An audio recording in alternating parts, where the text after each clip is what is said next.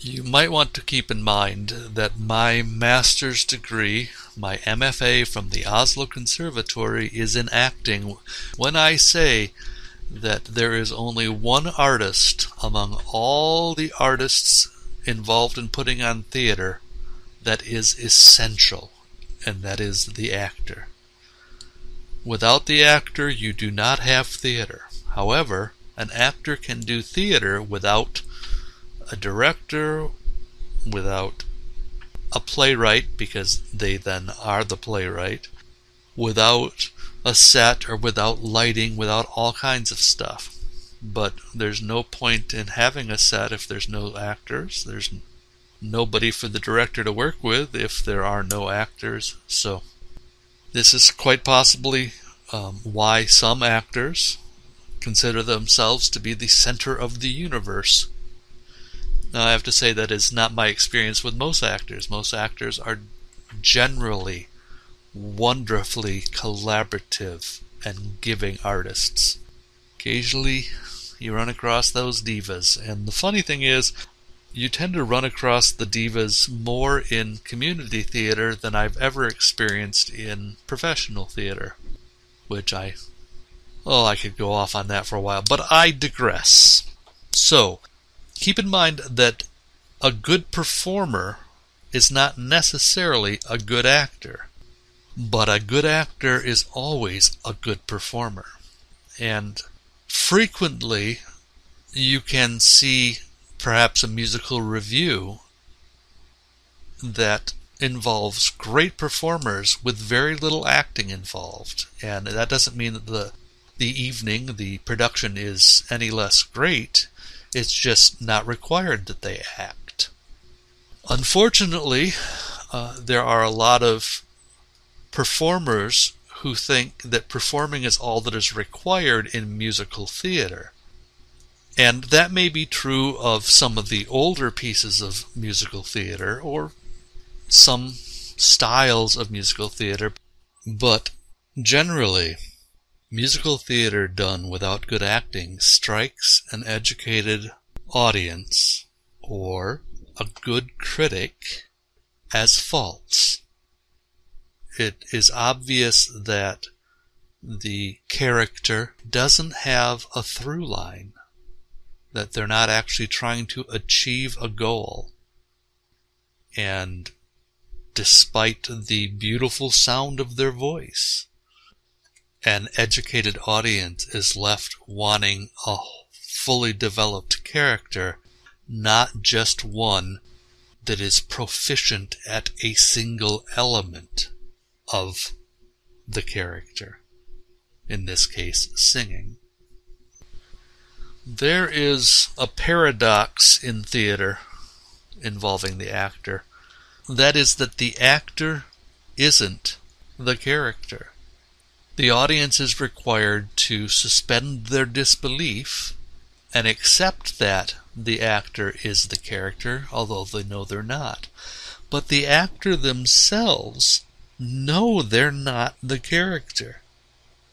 So how do they achieve honesty? How do they achieve a level of truthfulness that makes them appear to be a real human being? It's a real conundrum. If an actor truly was in the moment and trying to reach an emotional truth on stage, as opposed to stage slapping someone, they might haul off and just wallop the other actor. And that is something that they just simply can't do. Or if in a moment of real intimacy between two characters on stage in a love scene, an actor who was living the moment might drop to a level of volume that nobody in the audience could hear. They can't do that. If the audience can't hear the actor, what's the point? And clearly, if you're supposed to run somebody through with a sword on stage, you're not allowed to run somebody through with a sword. Because the actor is the center of theater, this paradox truly becomes the paradox of theater. To be truly convincing to the audience, the actor must lie. The actor both is the character and is pretending to be the character. The actor is trying to respond honestly, but also using techniques that allow the audience to be a part of the art. It's never enough for a moment to be truthful on stage if that truth isn't shared with everybody in the audience. So in my acting classes, I teach students that they have to have two minds working simultaneously.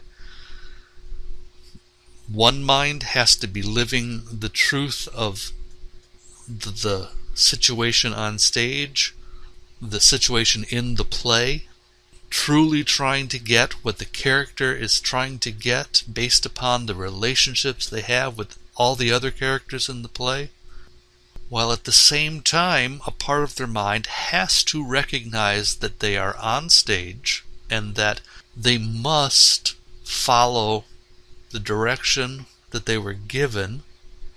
They must pick up their props at the right time. They must move when they were told to move. They must do all those things. When an actor is first starting out in theater, probably about half of your mind is on the technical aspects and half of your mind is trying to live truthfully under the imaginary circumstances. Living truthfully under imaginary circumstances is one of the most accepted definitions of acting. It's not the only one, but it is one of the most accepted. As an actor becomes more and more experienced, less and less of their mind needs to focus on the fact that they're on stage, and more of their mind can live in the moment. After doing theater for a long period of time, most of those technical things become second nature and they really don't need to be thought about. And if you've rehearsed well enough, the movement and the necessary prop business and all that kind of stuff also becomes a type of second nature, so that the majority of the actor's mind is on living truthfully, even though the actor knows they're not the character. It's quite a paradox. So then, what is the character?